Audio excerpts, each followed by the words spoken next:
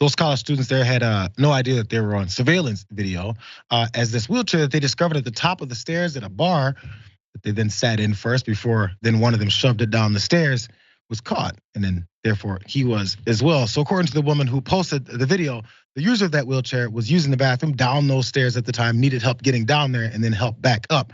And after it was shoved down the stairs, it was destroyed. This is what they wrote.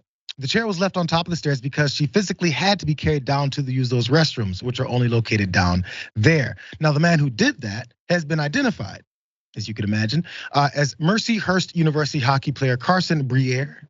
Hope I didn't mess up his name there. There he is. And he has actually admitted to it, so it's not just internet sleuths. He's admitted. He says, there's no excuse for my actions, and I will do whatever I can to make up for this serious lack of judgment. And upon fessing up, Briere claims that he's also deeply sorry for his behavior, which actually I'm willing to believe, as these guys out in college parties, I suppose, or at least college age guys at this particular bar, there's just, oh, whatever, there's a chair here and it's someone's, I think I'm gonna destroy it. I've seen many drunk ass college guys destroy things just because it's there. So maybe he's thinking twice about it now. But this is maybe a bit of a track record here, because he also talked about how he was kicked out of Arizona State because he partied too much. A little bit of details there. Briere, who contributed 5 goals and 8 assists in 30 games this season, let's make sure we have that information, was previously dismissed from the team at Arizona State, and he transferred to Mercyhurst, where he is now, as a result of, by his own admission, quote, too much partying. And his father, whose name is Daniel Briere, who played in the NHL for 17 years, maybe you know about him, he was very disappointed in his son's behavior. But still, after this whole thing went down, there's the apology, and of course, there's the GoFundMe to actually help this woman get a replacement, or at least maybe even something better, hopefully.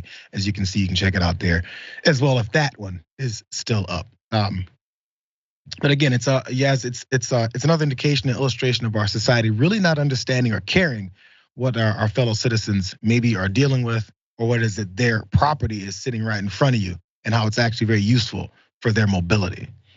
Yeah, I mean, first of all, not to belittle the point, but those wheelchairs are expensive. That's why this person needs to set up a GoFundMe just to replace that wheelchair. It's damage to property. But the bigger, more obviously important point is how insensitive it is to someone who has no way of bettering their particular situation. They didn't choose to be in a wheelchair, I'm almost 100% sure. But maybe you're right, drunk people tend to make bad decisions and be destructive, right? But the school is investigating the incident right now, and I'm not sure what there is to investigate because it was caught on camera.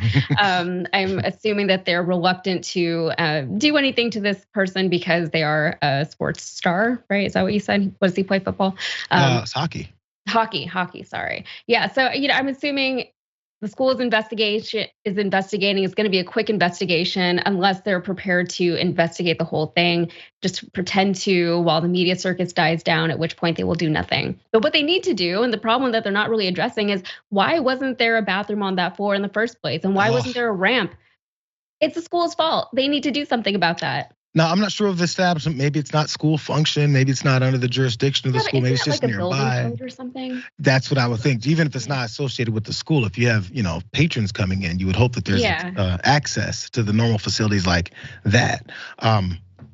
Again, and this is what highlights. But maybe not. I don't know. Yeah, but it is what highlights, and this is what many folks that have been writing to the show have been talking about, is from airports to buildings and normal things that you would think access would be important.